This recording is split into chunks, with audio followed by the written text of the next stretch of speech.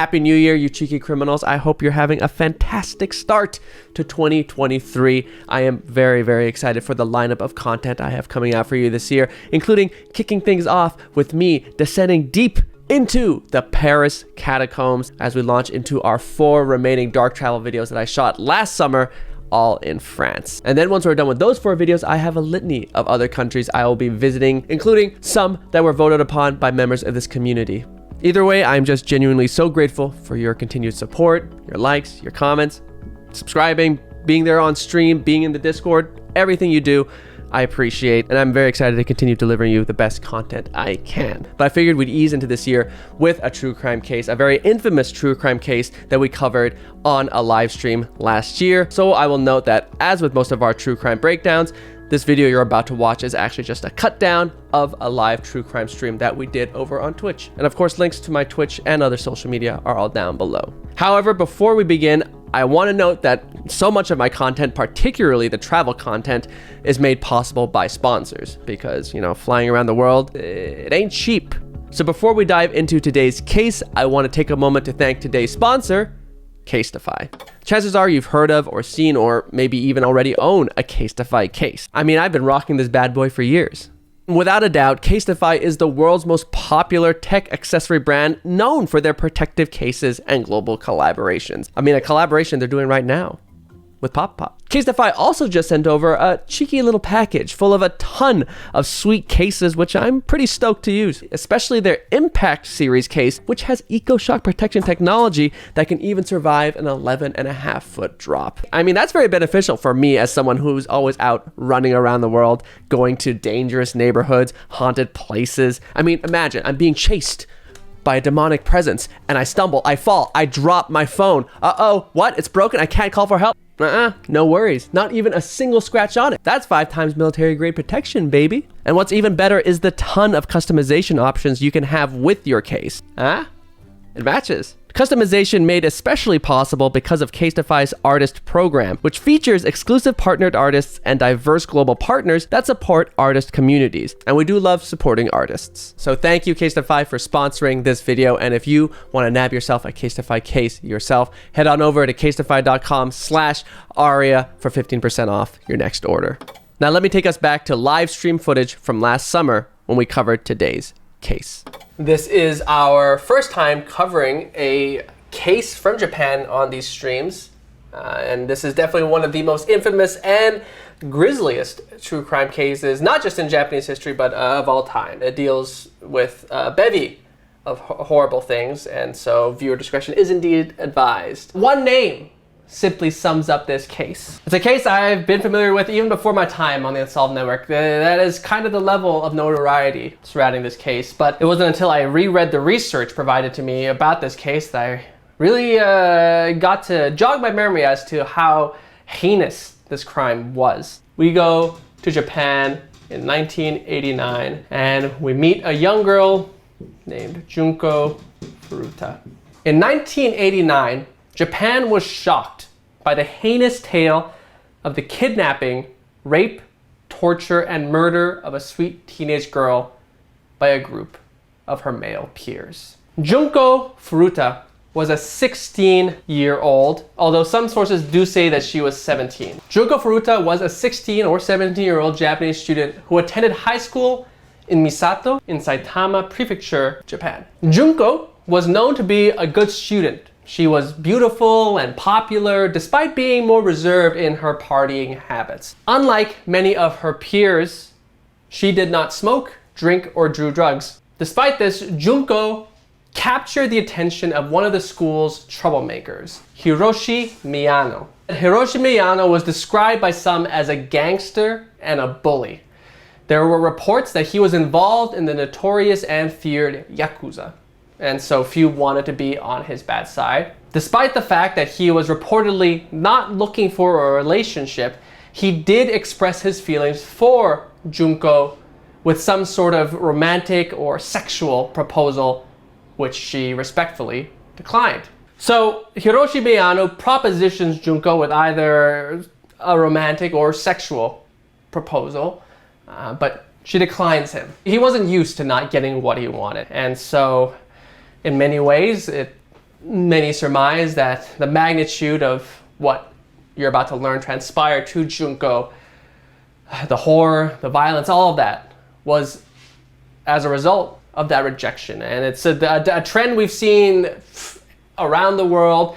These men who lash out at women or people that just they can't fathom the idea that they're not wanted. But today's case is perhaps one of the most extreme and horrifying and nightmarish versions of this story. On November 25th, 1988, Junko was kidnapped by 4 teenage boys on her way home from her part-time job. Now, it's worth noting that at first, her assailants' names were withheld from the public by the Japanese courts, because the Japanese, especially when it comes to minors, they don't tend to release names in these types of cases. But because of the magnitude of this, and because journalists from Shukan Bunshun magazine were able to identify them and release the names, their names got out. Shukan Bunshun magazine released these names because they said essentially that the atrocity of their massive crimes against Junko could nullify their human rights. And I completely agree. The boys who perpetrated the crime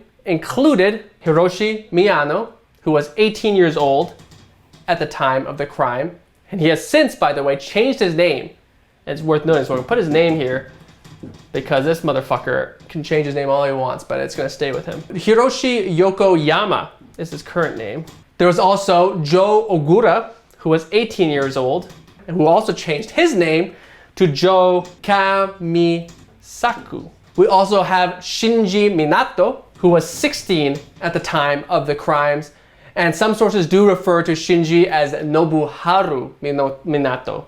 So that may be either a name change or just another name that he was referred to. And lastly, we also have Yasushi Watanabe, who was 17 at the time of this crime. It's worth noting that despite these being the 4 names I'm bringing up in relation to this case as being the perpetrators, after the events that we're about to go into, forensic examiners found evidence of other men at the scene of the crime. And so several others were able to be linked to the atrocities you're about to learn, including 2 other men named Koichi Ihara and Tetsuo Nakamura. On November 25th, 1988, as Junko Furuta is riding her bike home, one of these boys, or perhaps another unidentified boy who was probably enlisted as an accomplice, one of them passed by her, causing her to fall.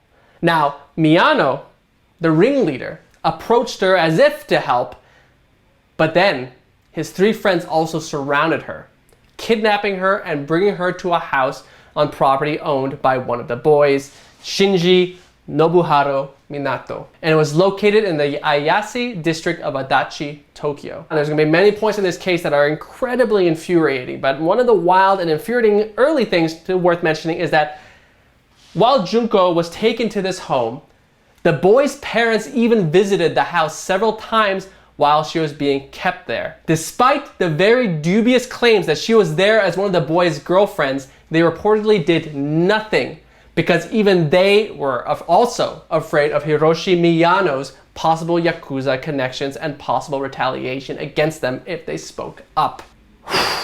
Terrible stuff, but unfortunately, it gets even worse. The boys forced Junko to call her parents, forcing her to say that she was safe but had run away and was staying with a friend, threatening her with violence if she didn't comply by calling her parents.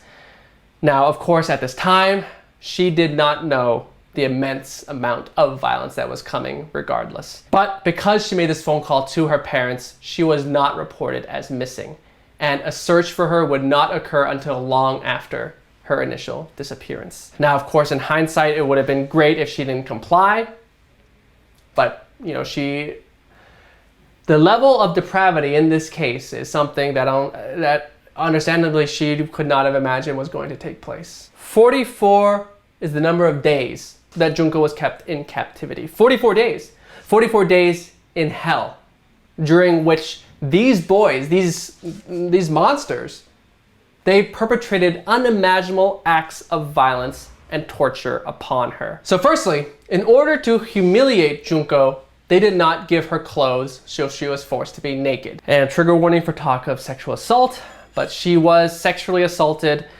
vaginally and anally about 500 times by what is believed to be over 100 men, many of whom may have been associated with the Yakuza. I don't have any thoughts to really give other than just because that's just so horrifying that I don't think anything else needs to be said. Over 100 men assaulted this poor young girl. So remember, we have these names here of the 4, maybe the boys tied to this case, but over 100 men abused, assaulted, and they were part of this. The inhumanity of it all is really shocking because of how many people were involved. I mean, all these people, plus the 100 men, perpetrated this crime, and not a single one of them thought to alert the police. Not a single one of them had the conscience, the humanity to be like, this is wrong. Reportedly, at one point, as many as 12 men assaulted her within a single day. On top of all this, many of these men would also urinate on her following the assault. She was forced to perform sexual acts on herself to entertain their guests, these guests being the 100 men that would come over. And she was also violently sexually assaulted in a variety of other ways. She was assaulted with a variety of objects, including but not limited to a bottle, an iron bar, scissors, roasting needles, and teriyaki skewers. On top of the other horrors endured by Junko, she also had fireworks inserted anally and ignited, causing severe burns. She also had a hot light bulb inserted vaginally, which was also made to burst internally. Again, I apologize for the graphic nature and description of this case. I completely understand if you don't want to listen and you want to tune out of this one. Junko's breasts and sex organs were mutilated in a variety of ways, ranging from being burned, pierced, and torn from her body with pliers. She was beaten and physically tortured in unimaginable ways that caused intense trauma to her body. By the time Junko's body was found, so much blood had accumulated in her nasal cavities that she couldn't breathe through her nose. Her eardrums were also damaged. Her internal organs were so traumatized from internal bleeding that they could not accept food and water, causing her to vomit if she tried to eat or drink anything, for which her captors, these fucks, they would punish her with more beating. Junko's legs had been burned and bruised to the point that she could no longer walk.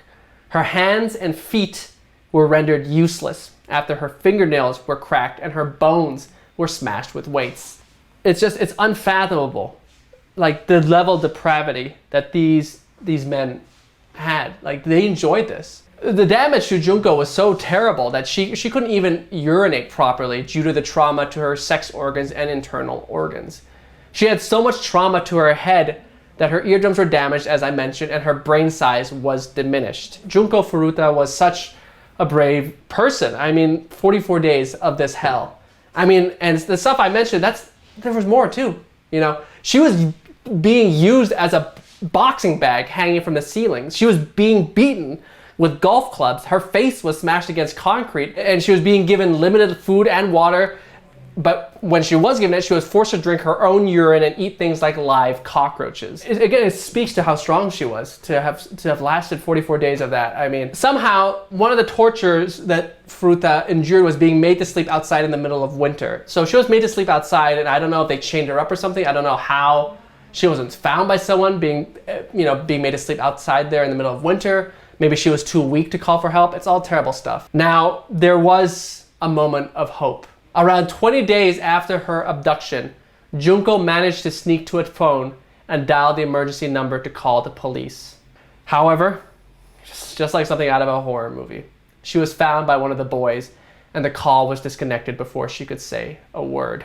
To punish her for trying to call the police, they poured lighter fluid on her legs and feet and set them on fire, causing severe burning that left her unable to walk for the remainder of her time there. The horrors that took place across these 44 days were obviously so terrible, so inhumane, so horrifying, that Junko reportedly begged to be killed.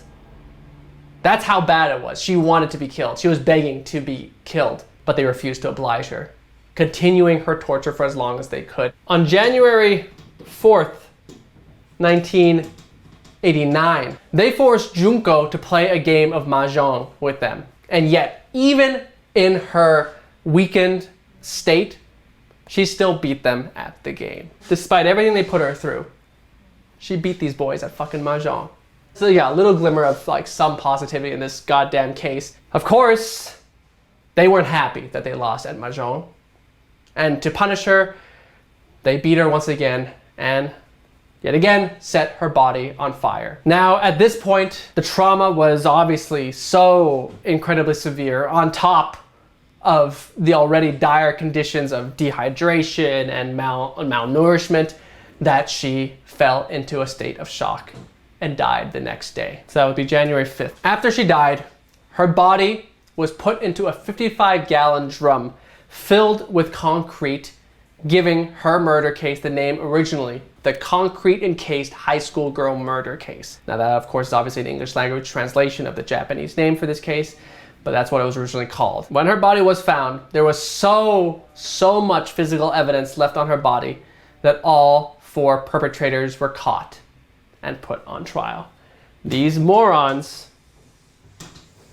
left so much evidence behind that they were very easily caught. All these boys, these monsters, they all managed to be tried as underaged. And despite the fact that by the time they were sentenced, they actually were adults, their punishments were relatively short despite how atrocious their crimes were. The leader, Hiroshi Miyano, was initially sentenced to 17 years in prison.